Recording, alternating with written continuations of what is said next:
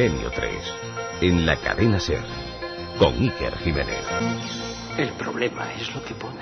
Bueno, ¿y qué pone? Pone: el reino de Dios está en tu interior y a tu alrededor. Andrew, olvídate de lo que has visto. Abandónalo inmediatamente. Johnny, ¿qué problema hay? ¿Recuerdas la comisión de los evangelios? Fue disuelta de forma súbita por tu amigo, el cardenal Haussmann. Sí, hace unos cuantos años, sí. Descubrimos un documento que parecía ser un evangelio completamente nuevo. Bueno, ¿y qué importancia tiene eso? Yo era uno de los 3 traductores de aquel evangelio. Estaba totalmente Escrito en arameo. El idioma de Jesús y sus discípulos. Puede que fueran las palabras textuales de Jesús. Las palabras textuales de Jesús de Nazaret. Menudo reto y menudo misterio. Como siempre decimos en este equipo, la realidad suele superar con creces a la ficción. La película Stigmata, hace unos años, recreaba las conversaciones de 2 investigadores vaticanos en torno a los problemas tremendos que generaba en la frontera del siglo XXI la aparición de quizá las palabras textuales de Jesús de Nazaret, y la sorpresa de que éstas no se parecían mucho a lo que había impulsado la Iglesia durante tanto tiempo. Polémica, realidad, ficción. Nosotros, por supuesto, no tenemos ninguna verdad. Simplemente ponemos un interrogante, ese símbolo, en torno a una de las figuras más importantes de todos los tiempos. Programación especial en estas fechas especiales de Milenio 3 aquí en la cadena SER. ¿Quién no ha oído hablar del documento Q? Y si no lo habéis oído hablar, pues vamos a contarlo hoy con todo tipo de detalles. ¿Quién no ha oído hablar del Santo Grial? Este imagino que será mucho más conocido. Pero es conocido que en Valencia, según los expertos, está el que probablemente sea el cáliz de la última cena. ¿Quién no ha escuchado alguna vez historias sobre el Titulum Crucis? Ese cartel mortuorio escrito en 3 lenguas, en 3 idiomas, que parece ser presidió la crucifixión del Monte del Calvario. Son enigmas de Jesús de Nazaret, y hemos descubierto este equipo, sobre todo a raíz de esa innovación de los mensajes por SMS que instauramos a partir de septiembre, cómo había aluviones de preguntas, de dudas, de sugerencias en torno a personajes muy concretos. No hace falta decir, en una jornada como la de hoy, que el que se llevaba la palma, el que más interés suscitaba sin duda, era este, el rabí de Galilea, Jesús de Nazaret. Carmen Porter, ¿cómo estamos? Pues muy bien, aquí que era encantada de compartir pues fechas tan señaladas con nuestros oyentes, cómo los íbamos a dejar, y luego Katia nos contará, porque vamos a tener una semanita con mucho Milenio 3, con mucho misterio, ¿sí?, y muchas curiosidades. Me decía nuestro jefe Marino Revilla, me decía, la semana de Milenio 3, programas para todos los gustos y por supuesto muy distintos de los que cada viernes a la 1:30 y cada domingo a las 3 de la madrugada realizamos para todos vosotros. Distintos en el contenido, iguales por lo menos en el espíritu, en el de seguir arrojando luz o por lo menos mostrar documentos para la polémica de algunos temas asombrosos. La Navidad, por supuesto, va a traernos muchas sorpresas. Por supuesto también estará todo el equipo, Katia Rocha, Carlos Barroso, Carmen Porter, vuestro Iker Jiménez, y en la nave del misterio, a los mandos, nuestro compañero Noel Calero. Va a ser esta una semana muy especial, apretada en acontecimientos, una semana de misterio, con un montón de cosas que nos habéis pedido. Está ya por aquí rápidamente Katia Rocha. Katia, tienes tú todos los datos, ¿no?, para que nuestra gente apunte. Sí, tengo todos los datos.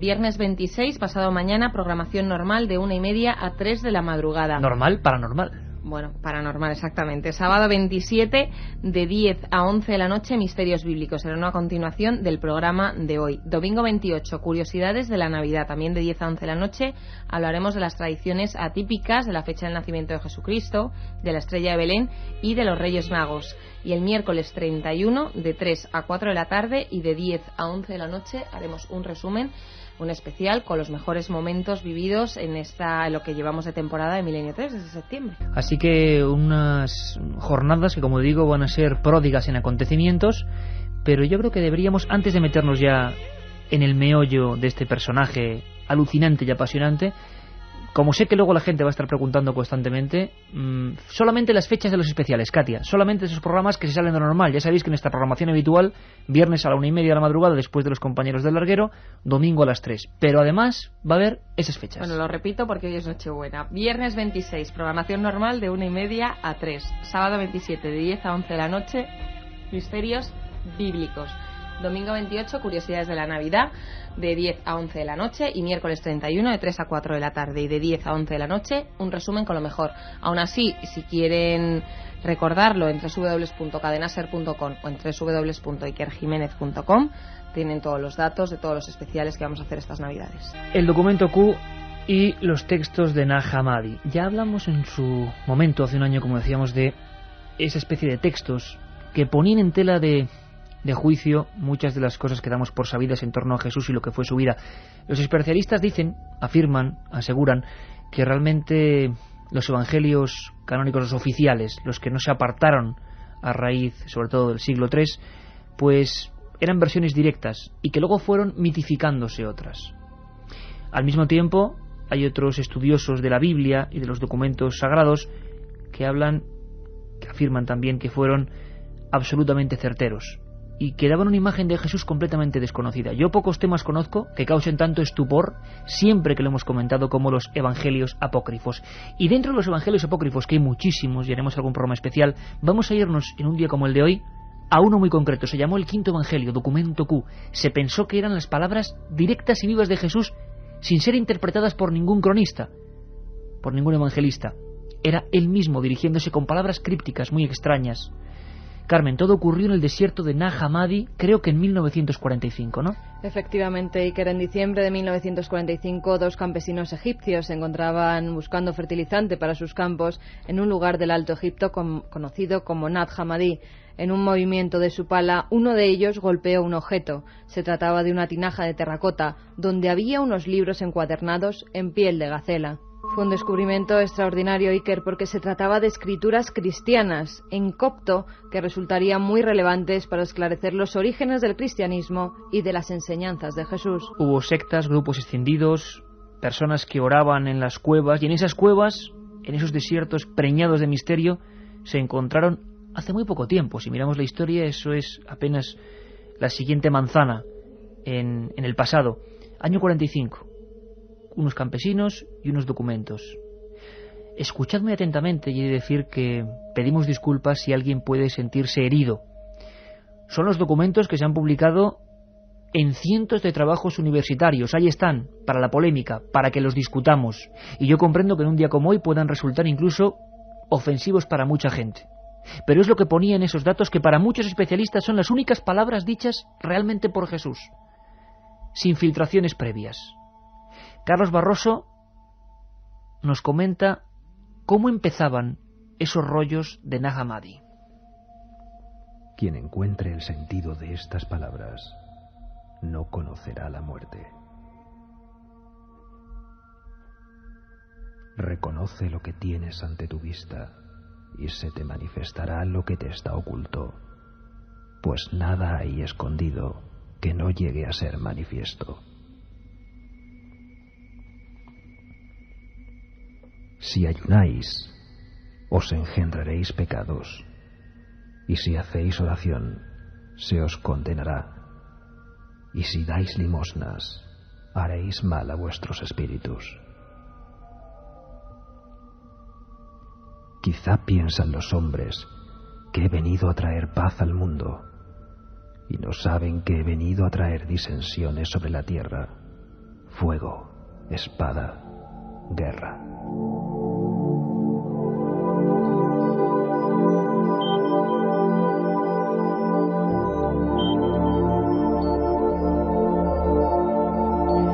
Imaginaos el tremendo revuelo que causaron estos documentos, estas voces, estas sentencias.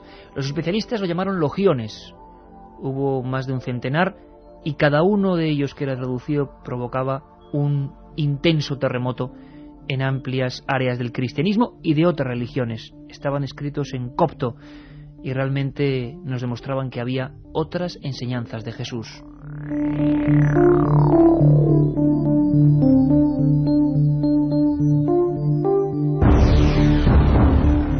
aproximarnos un poco más a estos documentos tan cruciales, al parecer, como los de Nag Hammadi, tenemos a nuestro compañero de este equipo, el que siempre nos revela la otra historia, la historia perdida. Así se titulan sus dos libros de magnífico éxito, La historia perdida 1 y La historia perdida 2, del Archivo del Misterio, de Edad, y habla, intuye, nos comenta cosas que realmente tienen mucho que ver con este puzzle extraño encontrado en el desierto egipcio en el año 45. Él, por supuesto, es Nacho Ares, director de la prestigiosa revista de arqueología.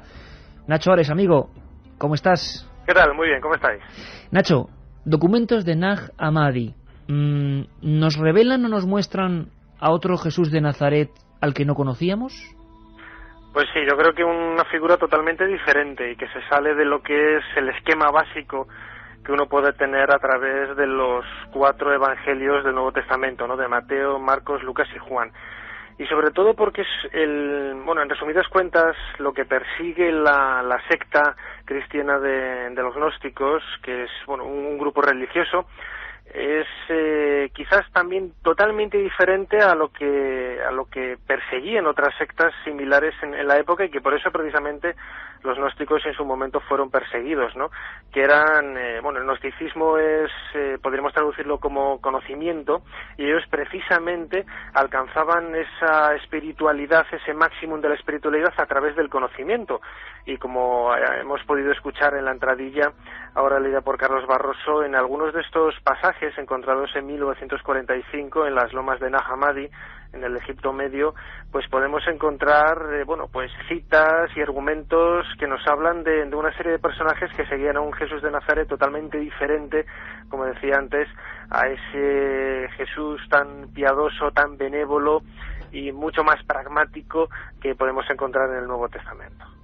Nacho, mucha gente se lo pregunta, parecen enseñanzas realmente, en algunos casos vamos a escuchar otra remesa de frases o de elogiones que se contradicen, ¿no?, con la teoría oficial, y hay muchas personas que están diciendo que Jesús de Nazaret, en esos documentos al parecer muy próximos a él, realmente no habló de una iglesia concreta o de una fundación estricta como parece que se constituyó, sobre todo a raíz del medievo. Siguen siendo polémicos, siguen motivando entre los arqueólogos, especialistas, paleógrafos, que son los que investigan las antiguas escrituras, siguen siendo polémicos, están la gente más a favor de ellos, siguen estando un poquito prohibidos en los círculos más ortodoxos. ¿Cómo es actualmente la situación de los documentos de Nag Hammadi? Hombre, los documentos de Nag Hammadi, como cualquier fuente que proviene de la antigüedad y que nos proporciona información sobre, en este caso, lo que existió en el Oriente Próximo hace 2000 años, pues es de un valor incalculable, y siempre desde un punto de vista científico, alejándonos de lo que son las ideas religiosas, morales, etcétera, ¿no? Que es precisamente lo que se tiene que hacer con este tipo de documentos, verlo un poco con una mentalidad abierta y ceñirse un poco a lo que nos cuentan los textos. Pero sí que es cierto que no solamente los textos de Nag Hammadi, sino otros textos religiosos relacionados con los orígenes del cristianismo, pues se salen totalmente de lo que es la imagen del Jesús que nosotros conocemos, y sobre todo de la imagen del cristianismo que nosotros tenemos a través del Antiguo y del Nuevo Testamento.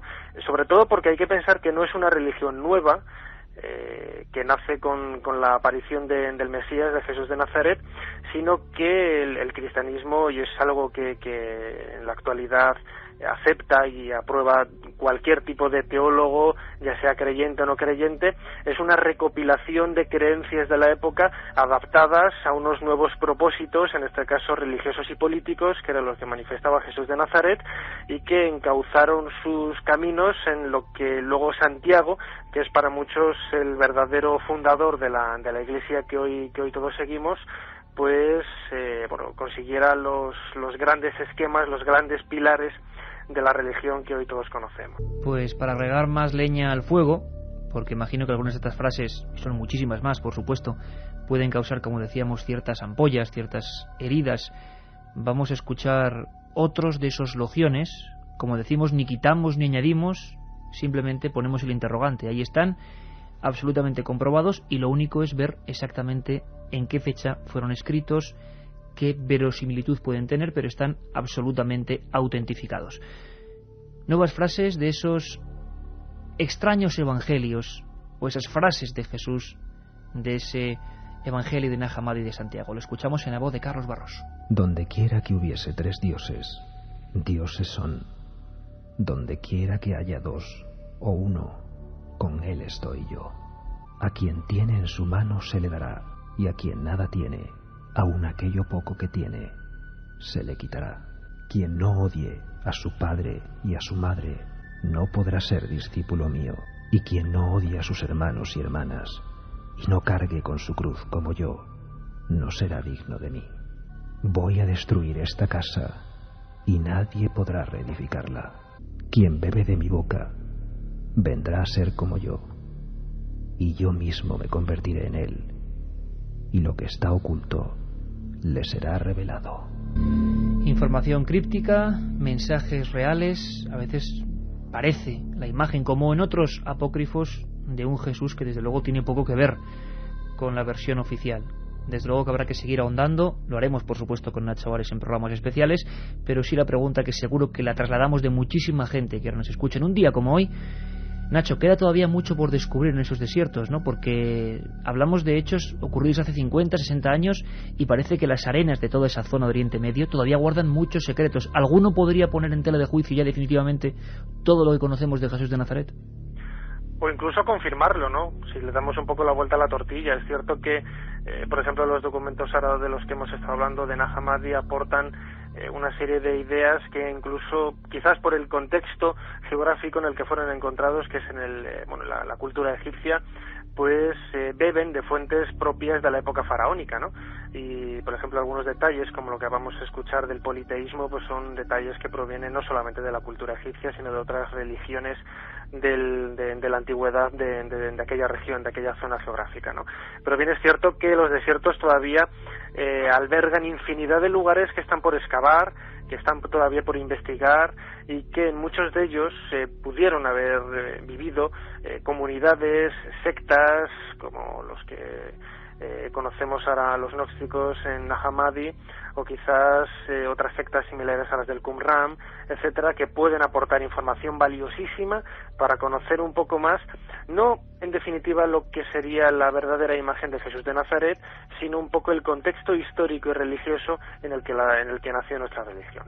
Nacho, pues te emplazamos, por supuesto, Nacho Ares, autor de La Historia Perdida, entre otros muchos libros, director de la revista Arqueología. Te emplazamos en esta semana tan especial para nosotros y para todos los amantes de los misterios bíblicos para seguir con la lupa que otea el pasado que tan magistralmente manejas. Un abrazo fuerte, compañero. Un abrazo, hasta pronto.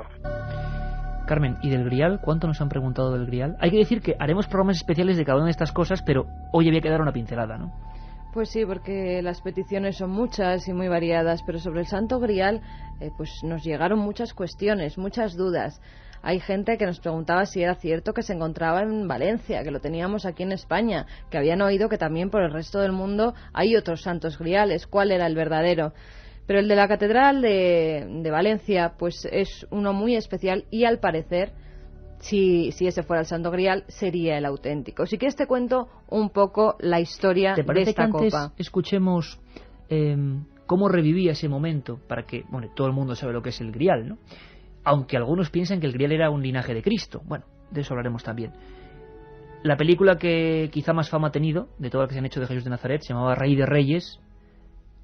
Mira, Carmen, vamos a escuchar todos muy atentamente.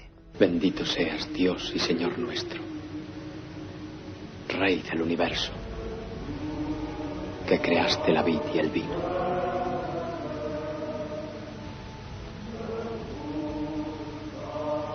Bebed. Esta es mi sangre que será derramada por muchos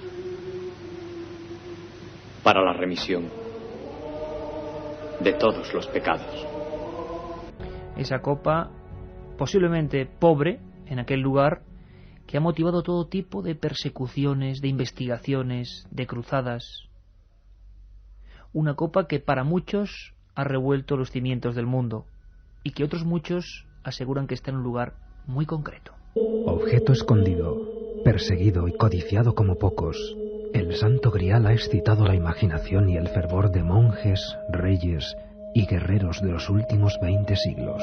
La búsqueda de esta humilde copa por todo el mundo gestó congregaciones y sociedades ocultas que nacieron con el objetivo de salvaguardar y venerar los poderes que emanaban de ella. A lo largo del medievo, no fueron pocas las localidades que se disputaron la posesión del verdadero cáliz de la Última Cena. Entre ellas, destaca con luz propia Valencia. El grial, la copa en la que según la tradición bebieron de ella Jesús y sus discípulos, no estuvo siempre en la Catedral de Valencia. Desde su llegada a España estuvo en lugares como el monasterio ostense de San Juan de la Peña. Se calcula que fue labrada en un taller de Palestina o Egipto entre el siglo IV a.C. y el I de la era cristiana. La primera referencia al grial en la tradición cristiana se debe a Antonio de Piacenza y data del siglo VI. Habla de un recipiente de ónice. Parece ser que San Pedro transportó el Santo Cáliz desde Jerusalén hasta Roma. Desde ese momento sufrió diferentes idas y venidas. Acabó en Huesca, donde permaneció durante la invasión musulmana. En el año 1399 fue trasladado a Zaragoza a petición del rey de Aragón, Martín el Humano. Y durante el reinado de Alfonso el Magnánimo, por ejemplo, el Santo Cáliz fue trasladado ya a Valencia. Aquí se quedará definitivamente desde el 18 de marzo de 1437, el cáliz en que Jesucristo consagró la sangre el jueves de la Cena. El primer estudio científico del Santo Cáliz lo realizó el catedrático Antonio Beltrán en el año 1960 y llegó a la conclusión entonces de que el cáliz que se conserva en nuestra ciudad corresponde a una piedra de Oriente Medio tallada en un taller oriental y que es de la época de Jesucristo. En el año 1994 el profesor Manuel Sánchez Navarrete ha realizado el estudio más completo que se conoce sobre el Santo Cáliz, que abarca los tres aspectos más importantes: la historia del cáliz, las leyendas del Santo Grial y su tradición. El último estudio sobre el Santo Cáliz lo ha hecho un profesor alemán, Michael Hessmann, quien afirma que el Santo Cáliz que se conserva en Valencia corresponde al que usó el Señor Jesucristo en la última cena con los discípulos. La verdad es que la arqueología no ha puesto nunca objeción a la autenticidad del cáliz. De hecho, quizá lo menos importante sea demostrar si es un auténtico, ya que lo que sí está claro es que ha sido y sigue siendo signo y figura de la institución de la Eucaristía. Para formarnos una imagen del Santo Grial os contamos que está formado por la copa en sí, el pie y una estructura de oro con dos asas que los une. Mide 17 centímetros de altura y la copa está constituida por ágata de color rojo oscuro. Debajo de la copa están la vara con su nudo y asas de oro, el pie de concha reforzado con armadura también de oro, adornada con 2 rubíes, 2 esmeraldas y 26 perlas. Estos adornos se supone que fueron superpuestos en los siglos XIII y XIV, y actualmente esta obra se puede contemplar en la Catedral de Valencia, en la llamada Capilla del Santo Cáliz, junto a otros objetos de significación histórica. Y a Levante que nos vamos para saludar, como decíamos antes, a Jorge Manuel Rodríguez, vicepresidente del CES, o lo que es lo mismo, Centro Español de Sindonología, que se ocupa, y bien que se ocupa, investigando seriamente de todos estos enigmas.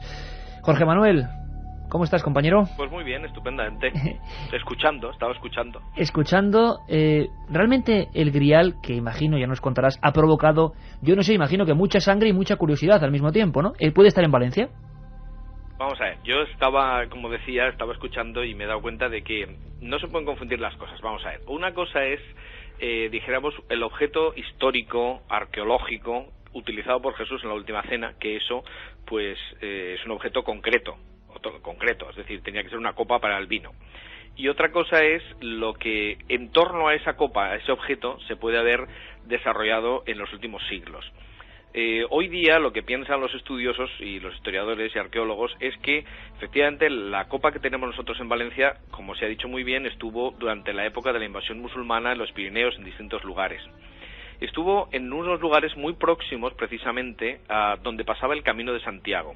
¿Por qué son conocidas en todo el mundo las leyendas sobre el Santo Grial? Pues sencillamente porque eran una de las historias que se contaban a los peregrinos. ¿Por qué en Alemania nos encontramos con autores como Wolfram von Eisenbach que recoge las leyendas del Grial? Pues muy sencillo, porque esas leyendas estaban circulando por toda Europa. Lo que pasa es que las leyendas eran leyendas y hablaban de ese objeto, pero lo adornaban con una serie de elementos que hacían que fueran interesantes. Eran leyendas de trovadores y entonces en torno a eso pues se crea toda una mitología y bueno, pues un montón de aditamentos, de ornatos, que igual que le ha ocurrido a la propia copa, que ha sido añadida pues con una serie de de cosas que la embellecen, de oro, piedras preciosas, etcétera, pues igual ha pasado con la historia. Es decir, una cosa es el objeto de Jesús, que efectivamente puede ser el que está en la Catedral de Valencia, y otra cosa es que en torno a él haya habido una serie de leyendas que nos hablen de el Grial como un mito. Claro, pero es que en las leyendas, efectivamente, el Grial pues puede ser más cosas. Algunos pues piensan que, por ejemplo, pues hay una serie de influencias celtas, el caldero mágico, no sé dónde. Bueno, pues todo eso se va incorporando a lo que cantan los trovadores, y entonces se hace todo un mundo alrededor de este objeto. Pero ya digo, desde el punto de vista de ¿puede ser el cáliz de la última cena el que está en Valencia? Pues eso, como se ha dicho también, no hay grandes objeciones. Otra cosa es que en torno a esto pues esté el rey Arturo y tal, todo eso, claro, evidentemente pues no es más que una leyenda, es un adorno. Y sin embargo, Jorge Manuel, como tú bien dices, esas leyendas recorrieron todas partes, y se le ha ido dotando a ese objeto, que en un principio sería eso, una copa, como tú bien decías, de un sinfín incluso de poderes, de asociaciones o sociedades secretas que lo perseguían. ¿Por qué fue creciendo esto? ¿Desde cuándo empezó a crecer para convertirse en una de las grandes reliquias? Bueno, vamos a ver. Vamos a ver. El objeto como tal, si efectivamente conservamos la copa de la última cena, eso es una grande reliquia, porque se considera incluso reliquia de la pasión, desde el punto de vista religioso. Pero, pues, ¿desde cuándo se añade todo esto? Pues, se va añadiendo en distintos momentos, pero hay que tener presente que desde el principio la Iglesia se ha estado usando ese cáliz, es decir, es una idea fundamental dentro de la religión cristiana, la Eucaristía.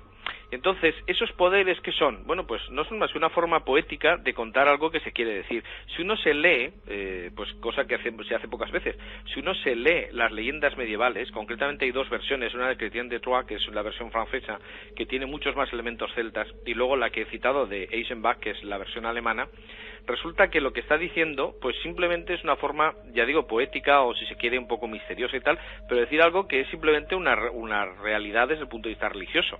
Hay que tener en cuenta que, por ejemplo, lo que se dice del cáliz o del santo grial mitológico, supone, es que da la inmortalidad. Pero la inmortalidad. Claro, pero eso es exactamente lo que dice Jesús: el que come mi carne y bebe mi sangre tendrá vida eterna. Es decir, que no tiene nada de particular. Eso es una forma, claro, luego la leyenda le da más vueltas y tal, y dice que hay unos poderes, pero lo que está hablando, cuando se lee la versión, literalmente lo que dice es que cuando llegan los caballeros en busca del santo grial, ven a un hombre, concretamente la versión alemana es lo que dice, ve un hombre que está celebrando una misa y tiene las llagas de Cristo, y entonces la forma se convierte en un niño y tal. O sea, están en un momento en que todavía no se había definido, por ejemplo, el dogma de la transustanciación, lo que están queriendo reforzar a una manera, pues, poética, religiosa, y también con esos aditamentos, por lo que están hablando es que lo que tiene el cáliz de importante es la Eucaristía.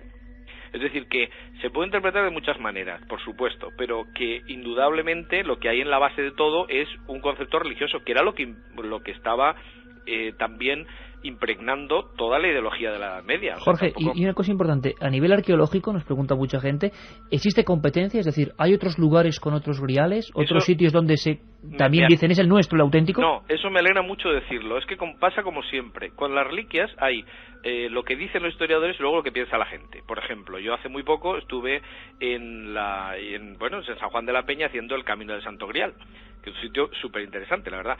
Y entonces, en San Juan de la Peña, el guía, pues con toda la paz del mundo, dice, bueno, ya saben ustedes que el cáliz de Valencia puede ser arqueológicamente, pero ya se sabe que hay muchos. Y entonces yo le pregunté, ¿me quiere decir usted por favor dos?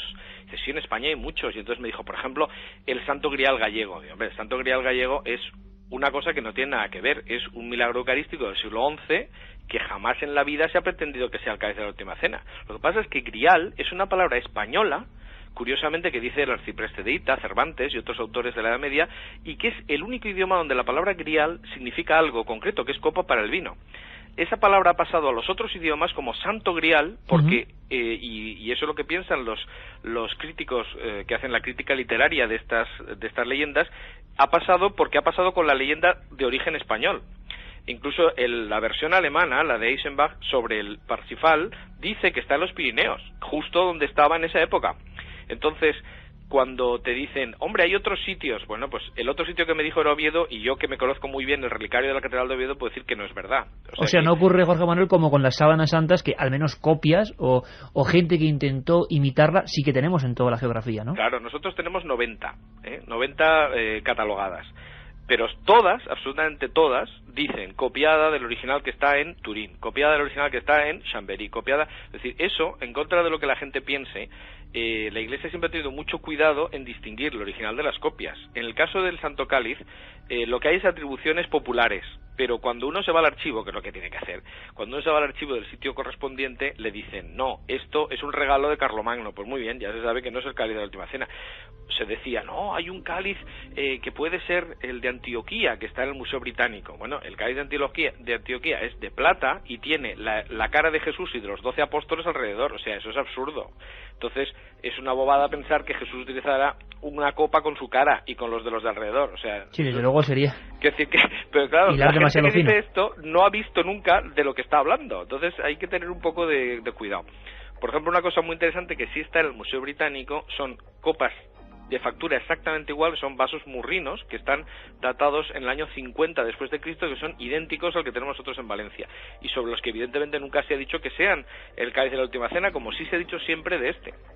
Ahí está el misterio. En Valencia, una pieza que desde luego hay que dedicarle mucha más extensión, pero al menos para que todos tuvierais una pincelada concreta de lo que aquí al ladito, en Levante, pues tenemos una auténtica joya sobre la que habrá que seguir indagando. Muchas gracias, Jorge Manuel, por estar con nosotros, vicepresidente del Centro Español de Sindronología, y seguiremos indagando, te lo aseguro, muy de cerca este tipo de reliquias. Carmen, seguimos este repaso, esta excursión por objetos que tienen que ver con Jesús, que hoy hacemos en este día tan especial, en esta jornada tan significativa para gran parte del mundo. Titulus Crucis o Titulum Crucis. Otro gran misterio, y este me da a mí la impresión mucho menos conocido, ¿verdad?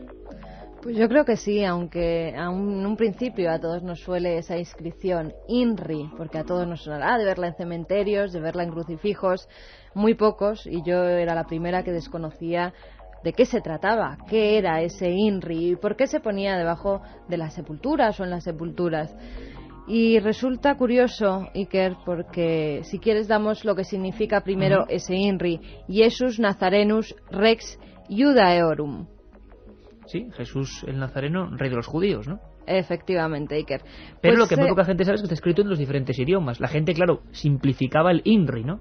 Sí, porque si no decir toda esa frase y en 3 idiomas diferentes sería complicado. Para que se hagan una idea, los oyentes, se trata de un tablón de madera que el reo tenía que llevar colgado al cuello. En él estaba grabado el motivo por el que iba a ser condenado. Después, ese madero se colocaba en el palo vertical de la cruz donde iba a ser crucificado, y una vez ya muerto ese preso, pues se le bajaba junto con el madero y se enterraba con él. El Titulum Crucis, tú hiciste además un reportaje sobre él y nos habló mucho y muy bien de ello el padre Guijarro. Pues luego, según los análisis que se han realizado de ese tablón, al parecer puede datar de la época de Jesucristo. En primer lugar dicen que es del primer tercio del siglo I. O sea, coincidiría perfectamente con el momento de la crucifixión. E historiadores como Gelasio de Cesarea relataban en sus escritos cómo la emperatriz Helena, madre de Constantino, halló el Titulus en la cueva donde supuestamente había sido sepultado Jesús. La mujer seccionó en 2 partes el madero, una de ellas se quedó en Jerusalén y la otra fue llevada a Roma, donde por miedo a que fuera destruida se emparedó en la basílica. Ya en 1492, durante la restauración del templo, fue hallada esa porción de madera, Iker. Un hombre que era flagelado, que era expuesto a todo tipo de humillaciones, y la mayor podía ser que encima de su cruz hubiese esa inscripción. Era muy raro también que fuese en 3 idiomas, para que todos los seguidores pudieran saber con certeza a quién estaban torturando hasta la muerte: hebreo, griego y latín.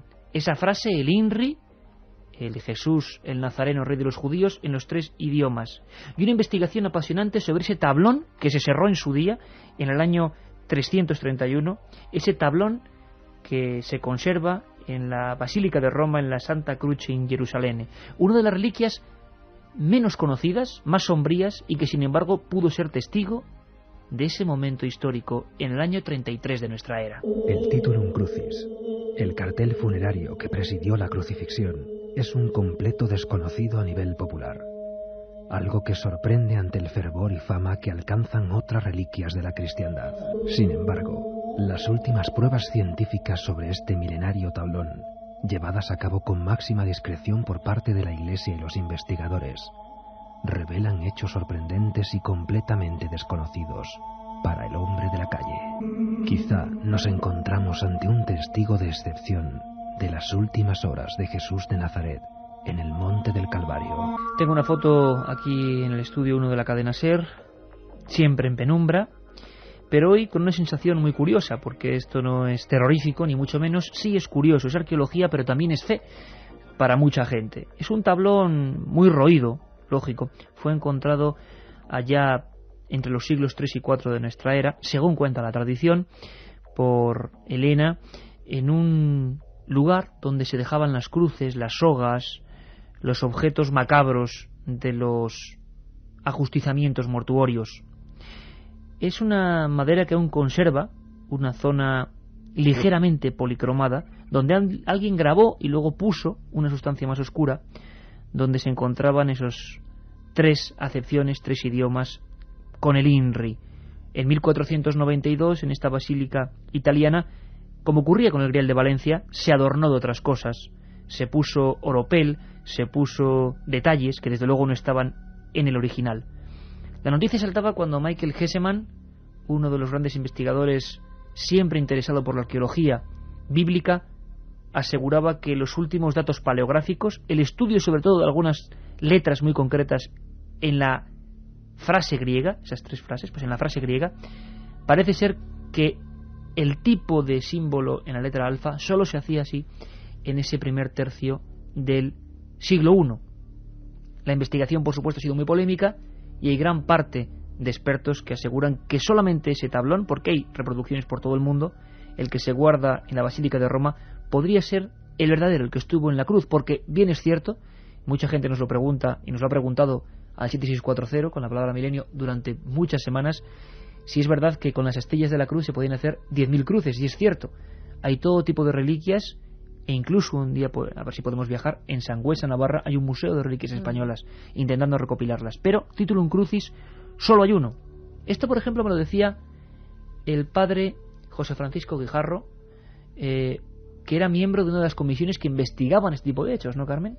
Pues sí, efectivamente investigaba además el Titulum Crucis y incluso en la entrevista que pudimos realizar, yo creo que nos llegó a hablar que se le iban a hacer pruebas como las que fue sometida a la sábana santa, por ejemplo la del polen, esa prueba que hizo el suizo Max Frey.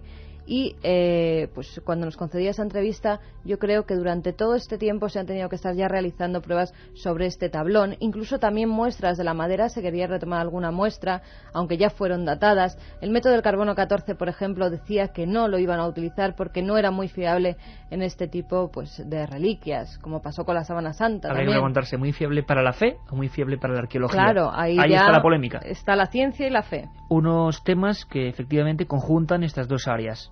El padre José Francisco Guijarro, aquí en Madrid, en el convento de las Descalzas, nos recibía amablemente y nos comentaba los últimos detalles en torno a este misterio, y conociésemos mucho mejor el Titulum Crucis o Titulus Crucis. Pedimos disculpas por anticipado por la calidad del sonido, era una grabación realizada con pequeña grabadora, pero creo que se va a entender perfectamente los datos concretos en torno a este tablón que quizás presenció la muerte de ese hombre excepcional, Jesús el Nazareno. En el Evangelio se hace referencia a este título, a este letrero.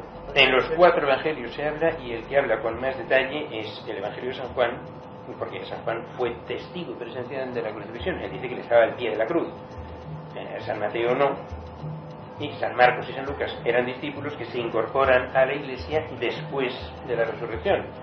Entonces, tanto San Marcos como San Lucas hacen referencia, se nota, a que escriben el Evangelio a partir de otros escritos previos que existían, que no han llegado hasta nosotros.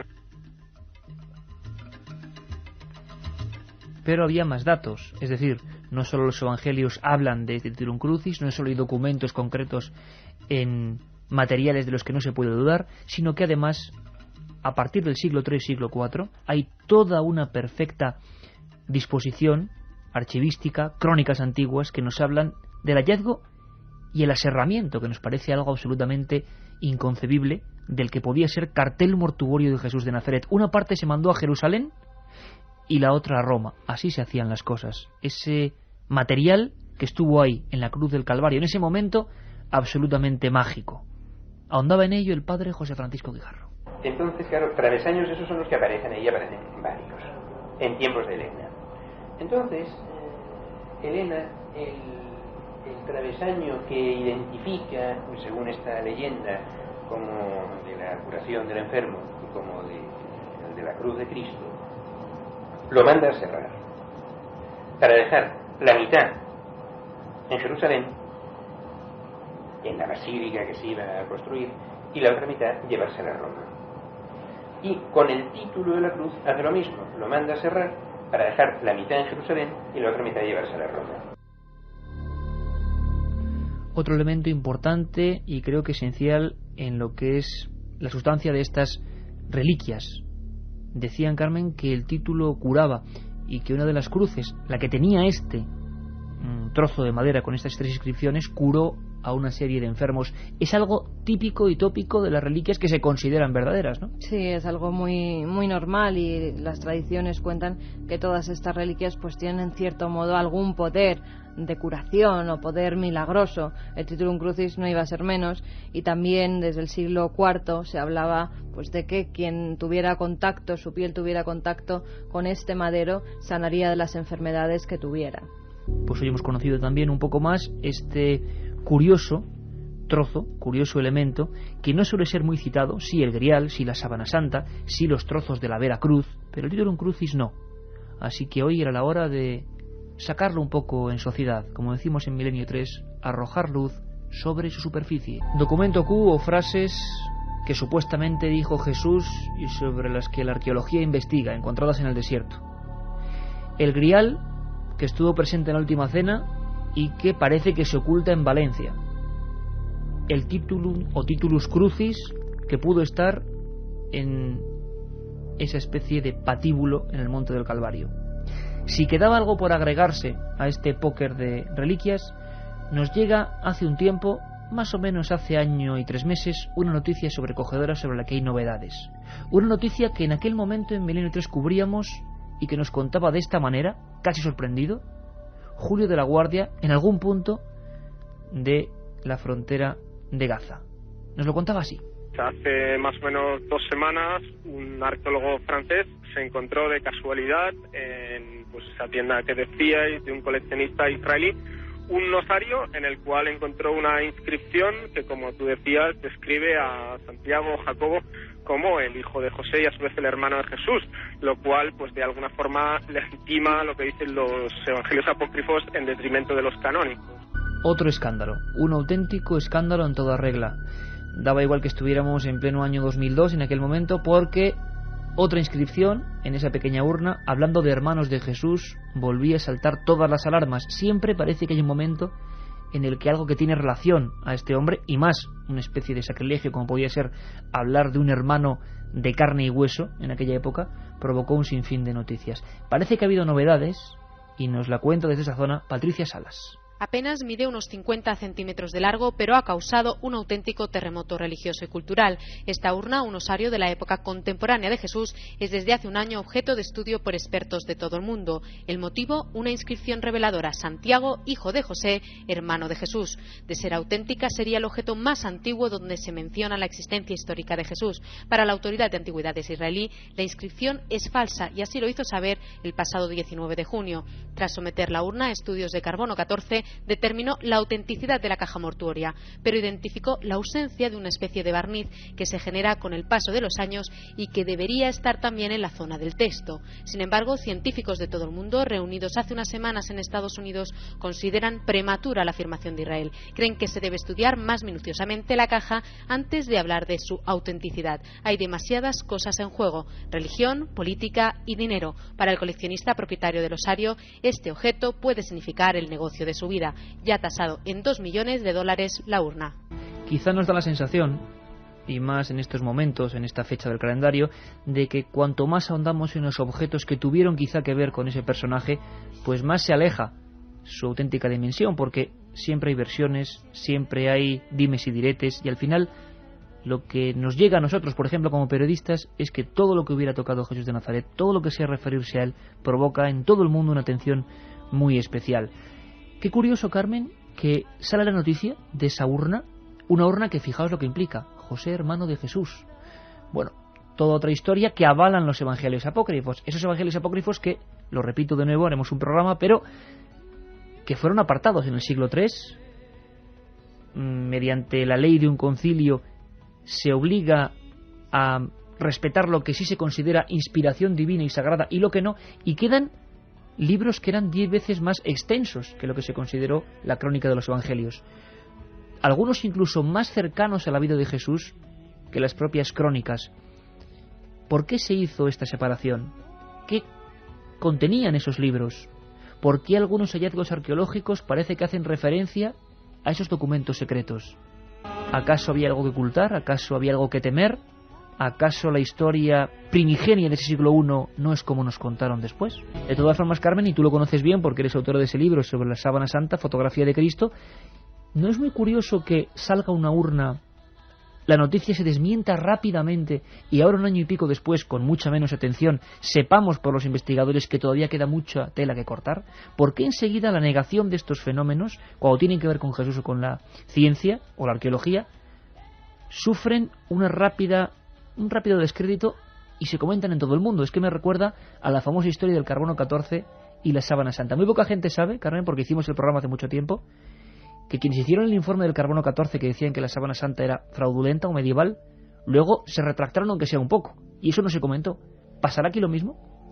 Pues en eso, Iker, tenemos mucha culpa los medios de comunicación, porque sí es cierto que se dan esos desmentidos a nivel mundial, como ha pasado con la sábana santa, cuando lo del carbono 14, cuando se hicieron las pruebas del carbono 14 por 3 laboratorios diferentes y dijeron que databa de una época medieval, que la tela era medieval, por lo tanto la figura que hay plasmada en ella no puede ser Jesucristo. En este caso volvemos a lo mismo. Después de varios análisis se da la noticia de que esta urna es falsa, pero cuando se dice que no, que puede ser verdadera, eso muy poca gente lo comenta. ¿Por qué se quieren ocultar esos datos? ¿Por qué la Iglesia no mueve a nivel internacional los nuevos datos en torno a estas reliquias, a estos enigmas arqueológicos? ¿Qué se quiere ocultar? ¿Otra historia de Jesús que no nos han contado, que no les interesa? Pues se lo preguntábamos a un buen amigo de este programa, catedrático de historia, un hombre que es César Vidal, que ha impartido clases en España y en América y ha visto la diferencia también de trato que hay con estos temas. Muchos de los grandes investigadores de estos enigmas son norteamericanos, pero César Vidal es un hombre bastante escéptico. Sin embargo, nos dejó alucinados cuando nos habló de qué pruebas había arqueológicas y teológicas sobre la presencia de hermanos de Jesús de Nazaret. Ya sabemos que esto es meternos en camisa de 11 varas y quedaría para muchos programas, como yo siempre digo. César Vidal, y la pregunta en el aire: ¿hermanos de Jesús? Sin descartar, porque en fin es una hipótesis posible, que efectivamente la urna, el osario, tenga algo que ver con Santiago o Jacobo, el hermano de Jesús, pues tampoco tenemos una certeza absoluta, ¿no? Yo quisiera además destacar otra cosa, es decir, aparte de que esto no es seguro, es decir, es posible, pero dista mucho de ser seguro. Santiago aparece como hermano de Jesús en el capítulo 13 del Evangelio de Mateo y en el capítulo 6 del Evangelio de Marcos. Se hace una referencia a él en el capítulo 15 de la primera carta a los Corintios como uno de los personajes que eran incrédulos, pero que en un momento determinado vieron a ese Jesús resucitado y cambiaron radicalmente de opinión acerca de ese cristianismo incipiente. Pablo lo vuelve a citar en Gálatas como uno de los personajes que dirigía la iglesia de Jerusalén, la iglesia judeocristiana de Jerusalén. Vuelve a aparecer en los Hechos de los Apóstoles en esa situación. Es decir, los datos que aparecen en el Nuevo Testamento, donde incluso uno de los libros del Nuevo Testamento está escrito por él, que es la Epístola o la Carta de Santiago, son muy abundantes. Pues ahí estaba don César Vidal, y ahí estaba este pequeño recorrido de 1 hora intensa en un momento muy concreto sobre otras cosas que no se cuentan de Jesús. Documento Q, Santo Grial, Titulus Crucis y la urna del hermano de Jesús. Un menú por lo menos para reflexionar. Y así os dejamos reflexionando y recordándoos que esta semana va a ser apretada en acontecimientos, ¿verdad, Katia Rocha? Pues sí, ya estaba recibiendo llamadas en el control, así que vamos a repetirlo. Sábado 27 de 10 a 11 de la noche vamos a hablar de misterios bíblicos. Domingo 28 de 10 a 11 de la noche también, curiosidades de la Navidad. Y miércoles 31 de 3 a 4 de la tarde y de 10 a 11 de la noche, un resumen de lo mejor de lo que llevamos de temporada. Programas muy especiales para todos vosotros que sois especiales en estas fechas, desde luego fuera de lo común. Indagaremos mucho más, profundizaremos en los temas y os aseguro que va a ser un recorrido con otra mirada sobre los misterios y enigmas de la Navidad.